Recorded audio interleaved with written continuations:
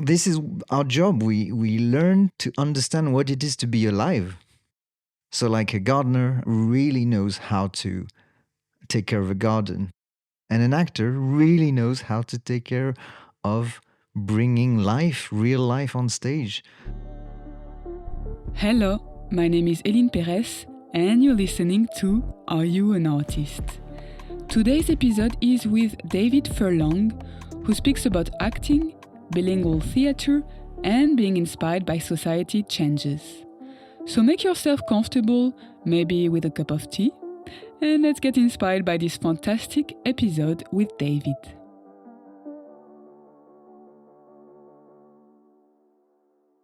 Dear David, investing your career on the internet, I discovered under your name a spiritual healer who wrote a book called How to Develop Your Intuition and Psychic Powers. But you are the other David, stage, screen, and street performer. You are also the artistic director of your company Exchange Theatre, founded in 2006, which has now seen 42 productions, 101 actors, 32 designers and technicians. You have a very rich career between France and London, so I am delighted to have you in the podcast today. Let's start with the first question. David, are you an artist? Yeah, most certainly. Thank you so much for this introduction. It actually reminds me of how much of an artist I am. No, it's great to hear it back. I am an artist because my everyday life, everything I do, has a creative and artistic aim. Whether I act or direct, which are my first jobs, or even if I produce or facilitate space for other artists, it is creating art. So, yeah, and even I think even in my way of life, I remember a teacher when I was 20, very early on, so I was in training. He told us actors, all budding actors, you know, your life is never going to be the same as others. You're always going to be the different ones. And I thought at the time that it was very daunting. And actually, once you understand how this different life is, it becomes a part of you and it can even become very holistic. So yeah, most definitely in how late I finish work every day, very tangibly. Or how later, I don't wake up at noon, but how later I can start my days in comparison to someone who's a banker, you know? And also in the notions I encounter on a daily basis. The things I have to consider are always creative. And if being an artist is offering a different reading of the world at all time for everything, that is also what makes me an artist. And you trained in Paris. I did, yeah. Quite a classical training, I saw. Yeah, yes and no. It was in the National Theatre of Chaillot, which is a national drama school, which was, because now it has closed. I guess when I was training before Paris, when I was in Bordeaux, starting up, really. How old were you when you started? Well, I took my first drama class, I was 13. Okay. Something like this. But that's like, you know, when you do this aside from school. And then I got lucky because after I had my baccalaureate, so this is the A-levels here, when I had le bac, in parallel to going to uni, performing arts uni in Bordeaux. And that was really to reassure my parents. And also I didn't know at the time what was the right way to go into being an actor. Yeah. So whilst I went into this performing arts university, I encountered other young actors who were already performing, and I was fascinated because they were already in local companies. Nice. Rehearsing during the day, performing at night. And I was like, this is the life I want. So I started immediately, and those were very, very classical. It was a very classical repertoire. So I would do Molière, Marivaux, Victor Hugo, and these kind of things. And then it's through them that I discovered that, oh, you can apply for the drama schools. So the big national drama schools in France. And there was, of course, le Conservatoire National. There was Strasbourg, the Brittany one, Cannes, and all these. And so I started applying for the drama schools, and I think I was very green. So I trained like this by doing with much older classically trained actors in the south of France. And then I encountered... So by doing, you mean like by properly working, having actor jobs? Yeah. So at 18, 19, I was already performing, and my days were like I dreamt of before. Nice. So it was like rehearsing the whole day through and performing at night and doing show after show, you know. And to be honest, it was a bit industrial, and it wasn't the artistic quality or even the quality of acting wasn't really always the best. But at the time, I didn't know. It's all I knew. Yeah. But it was great because I got to meet immediately huge auditoriums, like 300, 500 people, you know, and school pupils, and even people who were just not much younger than me, who was still in high school, and I just got out of high school, really. Yeah. And that was really a good time. And then I got in Chaillot. Okay. After 12 different attempts at different auditions. Yeah. How did you find that, the audition process? At the time, I found it very, very difficult. But now, looking back, it was very formative because my job is about failing at auditions and being rejected much more than it is getting the part. Yeah. So I guess I was trained very early to miss my chance, or to not get the part, to not get the school at the time. But it was the same. But I was desperate to get away. Yeah. So there was also this thing about, I think, because the actors around me were inspiring and I was learning a lot, but at the same time I knew that they were lacking some kind of proper training. You know, I was desperate to go away and to train. Yeah. So even though when I got into Chaillot, I had acted for 3 years already. So maybe you were a bit more mature than some students who are coming straight out of high school. And I don't know if I was really. I thought I was. Yeah, I thought I was. I was sometimes maybe a bit pretentious. I maybe think in they felt 20s that. it's very easy to get pretentious. Yeah. And some of them it's funny because I had always been the youngest, and then suddenly I got into this drama school, and there are younger people than me in my year, and I did feel a bit more mature, but I don't know whether that's true really, that I was. I think it's maybe my own... I mean, I had a bit more life experience. That's true. I mean, my parents were far away. My dad went back to Mauritius just when I got into drama school. And I think my fellow actors in my promotion, they had their kind of support group and family around them. Ah, yes. So it was a different, not all of them, but it was a bit different. I was very lucky because Chaillot was a school that did not give you a standard mold. I think some other drama schools at the time, it's changed now.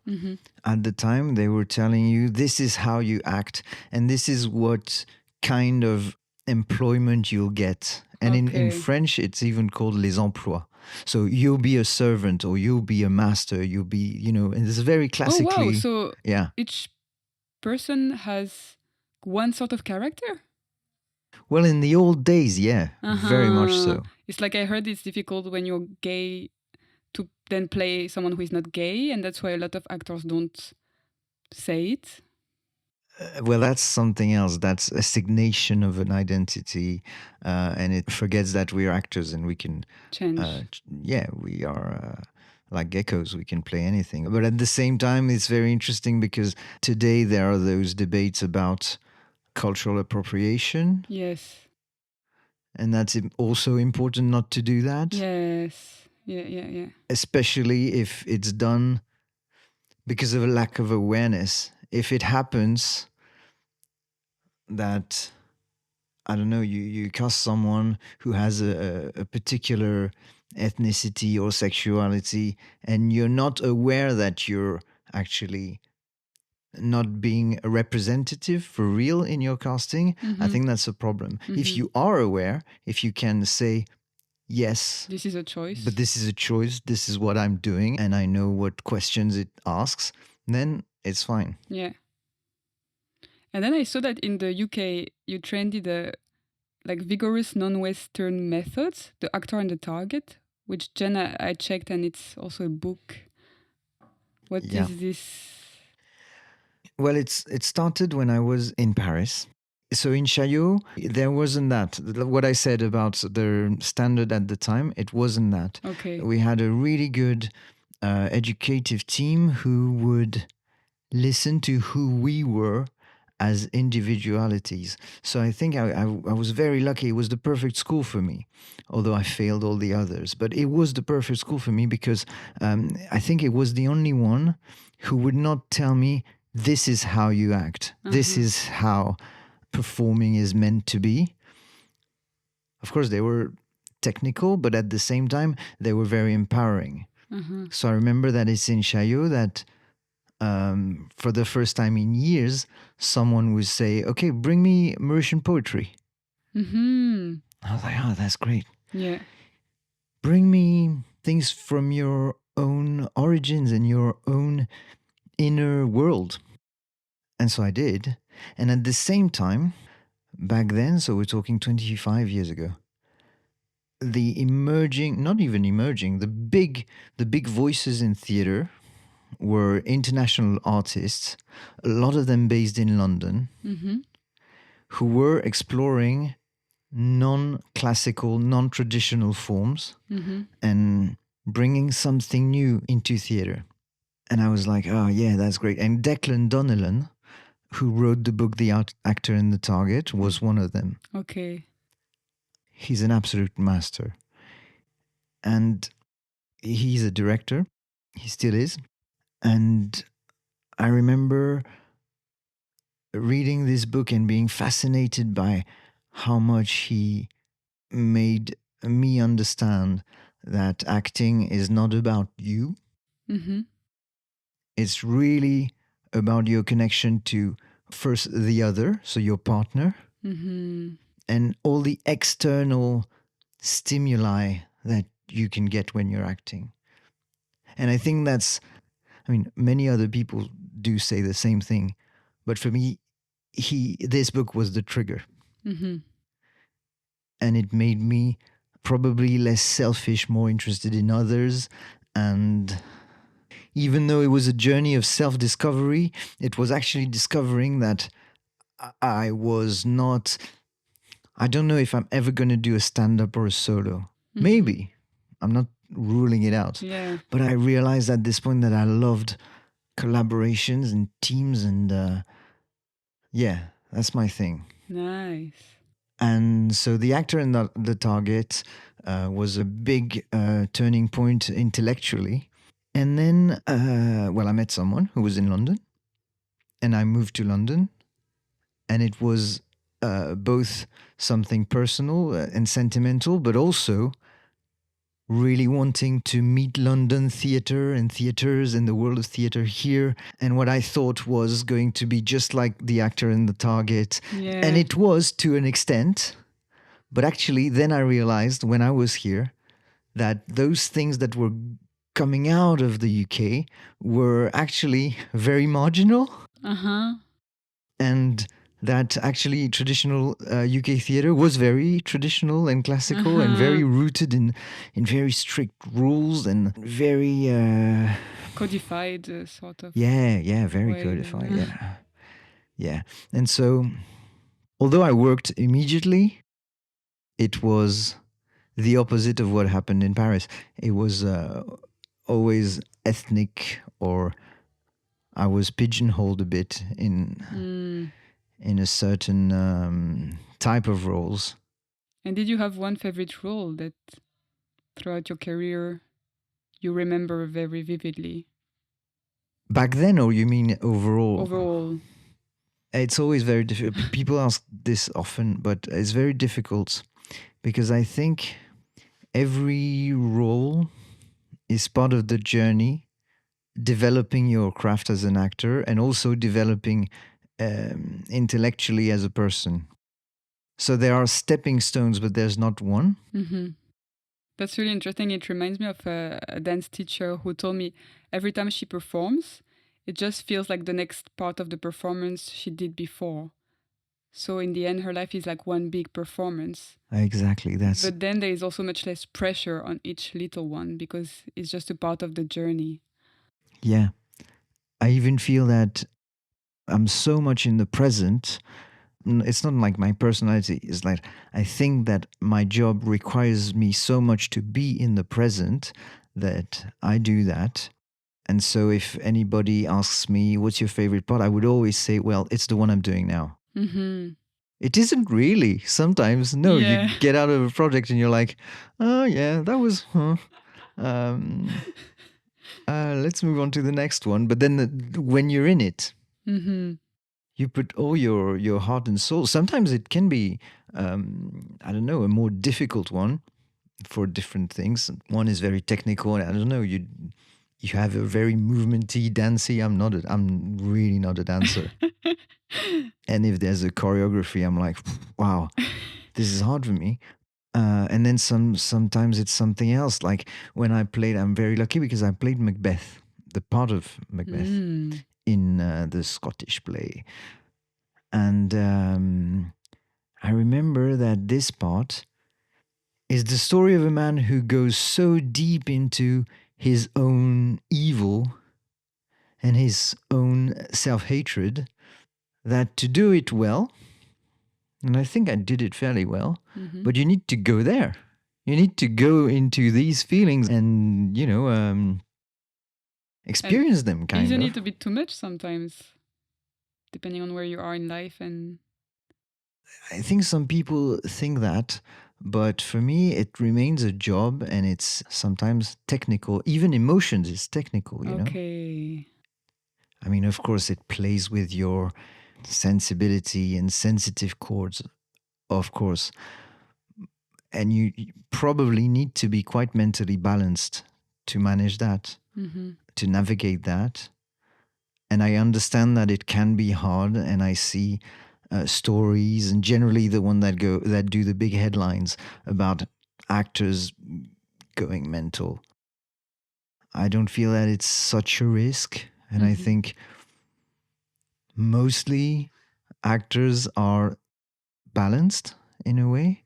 Because this is our job. We learn to understand what it is to be alive. Yes. That's our job. Yeah. So like a gardener, I say that a lot when I teach. A gardener really knows how to take care of a garden. And an actor really knows how to take care of bringing life, real life on stage. So if actors know this, they probably also know how to close that door. Yeah. And if they don't, then it probably means that something is not done properly. The way I teach this is I say, okay, imagine you have a knife on stage. So it's a stage knife. But still, it is metal, okay? The blade is blunt. It's not going to cut anybody, but it's metal, okay? You're not going to mess around with it. You're going to be very technical. So you have moves that you've learned, and you're going to be very careful with how you manipulate this blade. Yeah. Okay? Well, emotions are the same. emotions are real. It's, let's say, the metal of the emotion is real, but it's blunt. It's not, you can not hurt yourself with it unless you mess around with it. Mm-hmm. And I think it's the same with emotion. Mm. When I was playing Alceste in Misanthrope by Molière, there was a real big, I mean, in my direction, it's not always like this, but I directed a big scene of anger with my character. Mm-hmm. Super angry, shouting madly. I don't think this ever bled into my life. I think this was very safe and contained within the scene. Yeah. Because I had a very clear separation in my head. Hello there, Eline from the montage. I'm just going to add something that David wanted to share and forgot to say during the interview. So here is a little voice note from David. Like I said, it's very hard to answer about what's my favorite part, but I know that one of my favorite process that helped me grow as an actor was devising. So devising is not only acting, but it is creating yourself the dramatic material. And I started this doing street theater in France and then working with devisers, really experienced devisers here in London with Border Crossings, Michael Walling, and then at the Young Vic. And then I even led some devising myself. And some of my best work is there because it really comes from you. It's a dramatic writing that you do yourself. And sometimes you end up playing yourself. And that is a very interesting meta approach to some of those very deep themes that you sometimes explore. Like when I was talking about race and prejudice and bias, identity. Who better than yourself and your own experience sometimes to tell these stories? And then when you take this and you feed it back to your acting when you're acting other roles, it really is fascinating. And how do you direct yourself? That changes over time. Well, in order to direct myself, what I do is first I don't cast myself in things that I know will require me as a director to really Observe? yeah, observe and I don't know how to say that without sounding pretentious, but That's okay. I only direct myself, put myself as an actor in parts if I know that I won't really have to direct myself, and I can just that my actor side can handle it. Do you do the same with other actors? Yes and no. So I direct actors because being one, I kind of know what they need. Mm-hmm. I love directing for this, not because I can come up with a great concept of a visual or being like so many directors think of themselves as auteur, you know. I really don't believe in that, and I think it has to change because with recent debates in the public debate, we've seen that some directors thinking they were just genius have become toxic over time, Mm-hmm. And me as a director, I love actors first, so I treat them as I would want to be treated. And also because I am one, I think I can give exactly the right notes and directions that would help them. But also I use their impulses. Because actors, good actors, and I think a lot of people can be good actors, good actors generally, if their character, if the scene is, if everything is framed right, they will take it in the right direction. So a director is not someone who says, do this. But the director says, when you do that, it's really great. Do more of it.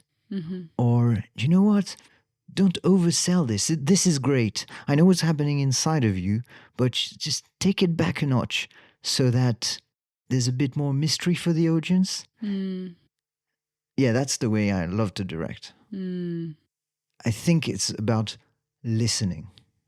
Yeah, nice. So what I do to actors, that is the same as to myself. Yeah, it's sometimes just watch them act, let them find their flow, and then adapt to it. But it's very important to have cast well, because if you have cast well, you can let go maybe. Yeah. And the moments it goes kind of wrong is if you haven't cast well and someone is really following always an intuition that you feel as an artist. It's not that they're wrong. It's just that as an artist, it doesn't match what you want and your vision. Well, that's on you, actually. If you haven't managed to have someone who fits what you imagine for the piece, well, it's at the beginning that you got that wrong. And so as a teacher, so for example, I'm very interested in acting. Maybe that's something I will do in the next years, I will see. But I have a terrible memory. Yeah, but it's not really about memory so much. And you're a dancer. Yes, but same, I do a lot of improvisation because I'm terrible at picking up the steps that someone created. I can do it, but it will require more effort and more time. I think that I don't really have such a good memory. Once I finish a play, I will forget totally the lines. It's not. There are some actors who really can remember anything at any time. They fascinate me. I don't know how they do that. Yeah. I'm not like that. The minute it's over, it's over. I don't know it anymore. But what stays, it's in my body. I talked earlier about impulses. And I find that acting is led from the inside and you feel, yeah, I'm going to go away now, physically. And this, then when you have lines, it connects. So what happens, for me, I don't know, it's not the same. Everybody's different. But for me, what happens is that I feel like, okay, this going away movement is also connected to the next thought and then to the line. Okay. That makes sense. Because sometimes I walk a lot and I listen to podcasts and I remember which part of the podcast I was listening to when I was walking in Borough Market or things like that. Exactly, yeah. So maybe it's the same. But it's fascinating because you know what I've been doing for a few years is that we learn plays in both French and English with exchange theater and we put them on in both languages. And different actors have different methods. Mine is to always connect the train of thoughts with what's happening in actions. But some actors are only just learning it by heart. So they're learning two scripts, one in French, one in English, and it's just the lines. It's just the text. And I don't think there's one is better than the other. It depends on who you are. And yeah. Yes. And it has different impacts depending on the actors. So, for example, I remember a colleague who would sometimes really know the lines but won't know where they're going or what they have to do anymore. And because it was sometimes not connected inside and it needed more work on that, they got there. And my flaw would be that if suddenly something jars physically or I lose track of my journey, then I would lose the lines and I would not know where I am anymore. Not even in which language I am anymore, you know, because my way in would be so different. How does it work with exchange theater when you do both languages? It's fascinating. So initially, it came out of two things. First, we needed a kind of USP, like they say in marketing. So what's your unique selling point? Our unique selling point was the bilingualism and the fact that we could do this. Okay. Nobody else could. So we did. And actually, then Cervantes Theatre did the same in Spanish. Mm. I'm not saying they did like us, but they just had the same concept, you know. So that's how it came about. And then again, there were different steps, you know. First, we cast 2 different casts, one in French, one in English. Mm-hmm. And then we were like, no, the plays are too different. Rather than being the same production and offer the same show to an audience, we have 2 different shows. Mm-hmm. So on the next show, then we said, okay, let's only cast one team and learn 2 shows. Mm-hmm. And that really worked because in order to do this, you have to cast really bilingual people. Yes. And bilingual people, there was even a podcast on France Inter on the brains of bilingual people. Uh-huh. And they're really fascinating. Whether they are bilingual from birth, like, you know, growing up bilingual, Yes. or whether it comes later in life, but it's very, very present, like they are completely living in a different language from the one they were brought up in. The brain, what it does is really wonderful. So within a team of bilingual people, there's this kind of understanding that every word has a special echo in this language and the other. So it makes it really interesting to work with. And then to compare, for example, French and English, it's really cool because English is a bit more singy. It flows. I always use the analogy that it has flowers, you know, because it has stresses or it has waves, you know. Whereas the French language is much more straightforward, and you just go with one sentence and you go to the end. It's like the final point. Yeah. You know, it has this kind of horizontality to it. But both offer great possibilities because when you understand a line in French and you make it very straight like this, or this kind of very direct way of speaking something, and then you transfer it to English, well, that's very unique because no other actor, no other production is doing that. Yes. The other show would never sound like yours because what you're bringing is this Frenchness to it, that's even crazy. in I never English. thought about that. But the same goes the other way. And I think it's even greater if we could bring this work back to France. Because suddenly the flowers, the nuances, the diphthongs that you have in English, you know, the sounds that suddenly have a little wave in them, like when I just said wave, you know. Yeah. This doesn't exist in French, but if you bring it to the French, suddenly it's a new French. It's a new French. Yeah. And also because French people, they watch a lot of things in English or subtitled American TV shows and movies, so they hear the language, and then suddenly they see something in French that uses also this flow that they never hear in their language. Wow. And for me, it's unique. It's really unique. Yeah. Okay, I'm curious now. Yeah, I'll send you videos. Yeah. Yeah. Do you have inspirations or recommendations? Can be people you worked with, like recent shows you've seen or books or... So, yeah, it's funny because at one point I had a lot of inspirations and models and things like this. And I remember even the first shows, you know, when you pitch a show, you write a paragraph about it. And I remember I would quote, I don't know, filmmakers, or I would really dive in. And I think it's still important to do. Like I would really dive into, if I had a show about Claudel, I would dive into his whole thinking and what is the kind of case for support of the work, you know.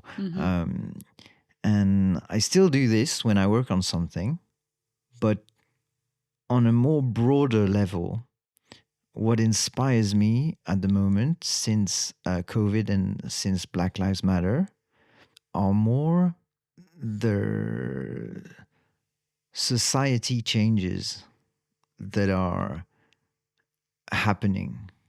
So I'm very interested in reading essays or hearing people who are questioning the canon. That inspires my work artistically at the moment more than other art. Mm-hmm. So, for example, right now I'm producing a show in Spanish and English for kids about a young boy who is forbidden to cook because that's not a boy's thing. Wow. Traditionally, Yeah. his grandma doesn't want him to cook because girls are in the kitchen. Mm-hmm. And this addresses gender inequalities. This really talks about, assignation at birth and things like this. And these are topics and debates that are currently in the society, stirring our society. And they're much more inspiring to me right now. Nice. So let's do the little random questions of the end. It's very easy. Do you prefer silence or small talk? Silence. If you could have dinner with anyone, alive or dead? who My would it be? dad. Oh, nice.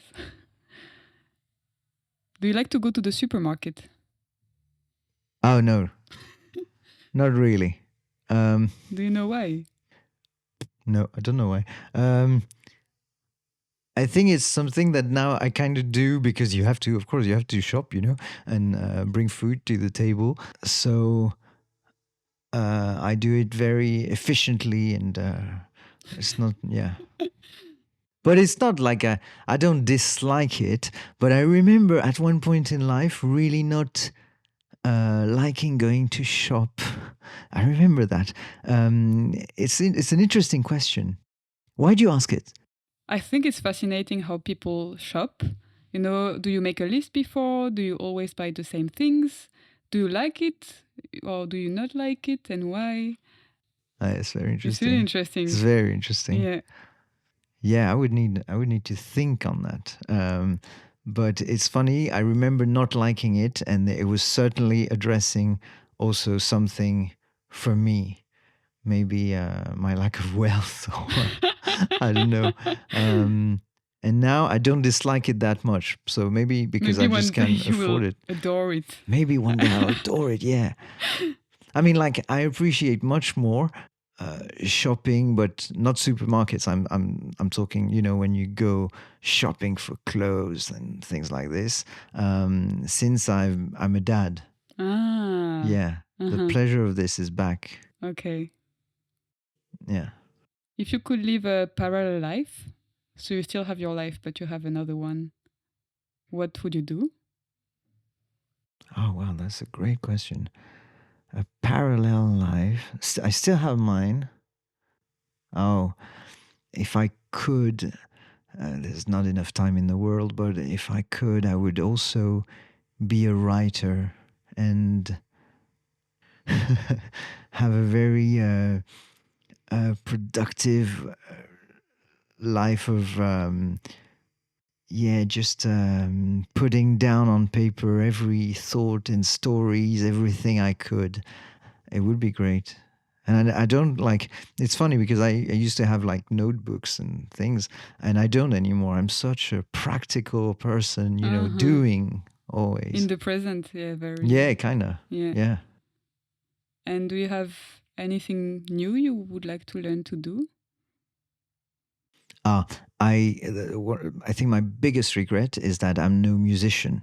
So thank God I can sing, Mm-hmm. but I know that if I ever get to a point where I don't have to be so much in the present and provide all the time, and I have time on my hands, I would really learn to play an instrument. And do you know which one?